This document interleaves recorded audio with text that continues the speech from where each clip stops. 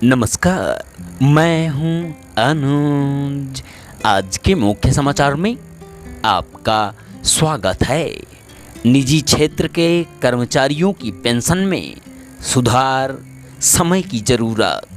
केंद्र सरकार की यूनिफाइड पेंशन स्कीम यानी यूपीएस से 23 लाख केंद्रीय कर्मचारियों और राज्यों की तरफ से भी इस स्कीम के लागू होने पर 90 लाख राज्य कर्मचारियों को भी इसका लाभ मिलेगा। दूसरी तरफ देश में संगठित निजी क्षेत्र के करीब 78 लाख कर्मियों को अब भी 1000 रुपये प्रतिमाह की न्यूनतम पेंशन से ही गुजारा करना पड़ रहा है। यूपीएस की घोषणा के बाद ट्रेड यूनियन निजी सेक्टर के कर्मियों के लिए भी प्रतिमाह 10,000 रुपये से अधिक की पेंशन को लेकर आवाज़ उठाने की तैयारी कर रहे हैं। निजी सेक्टर के कर्मियों को भविष्य निधि यानी पीएफ फंड से पेंशन दी जाती है, जिसका संचालन कर्मचारी भविष्य निधि संगठन यानी ईपीएफओ करता है।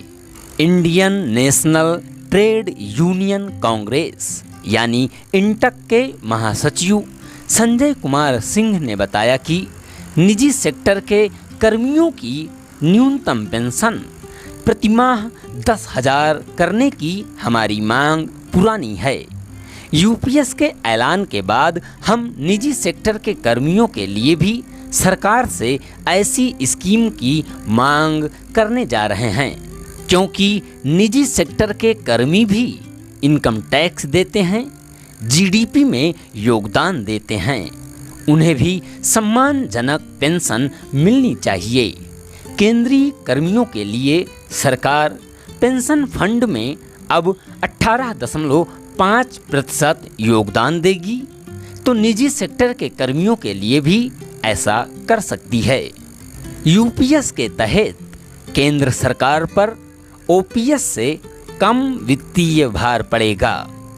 ओल्ड पेंशन स्कीम यानी ओपीएस के बढ़ते भार को देखते हुए केंद्र सरकार ने वर्ष 2004 में नेशनल पेंशन स्कीम यानी एनपीएस की शुरुआत की थी, ताकि बढ़ते आर्थिक बोझ को कम किया जा सके।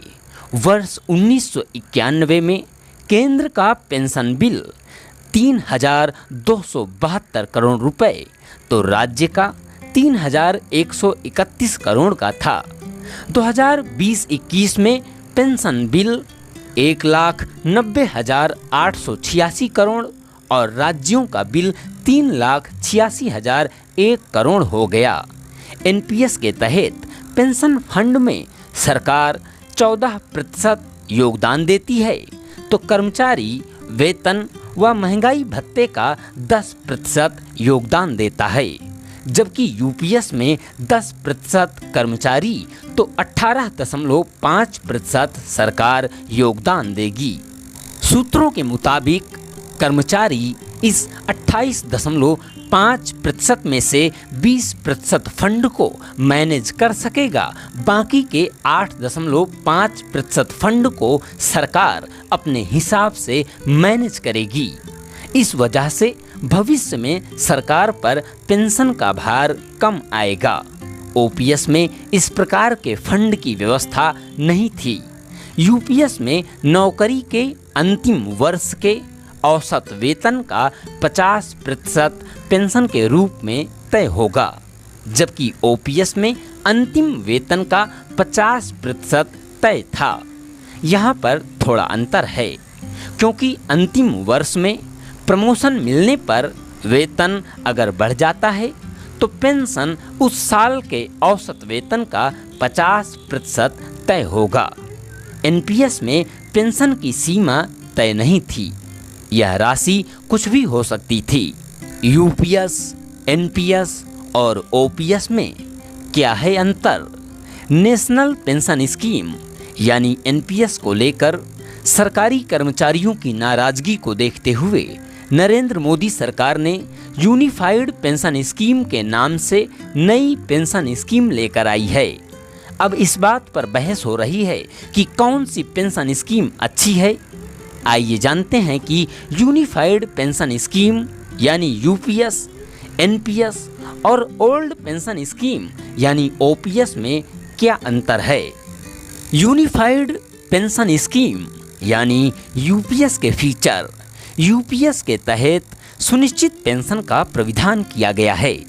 केंद्र सरकार के हर कर्मचारी को रिटायरमेंट के बाद उसके अंतिम 12 माह के औसत वेतन और महंगाई भत्ते का आधा यानी 50% पेंशन के तौर पर दिया जाएगा।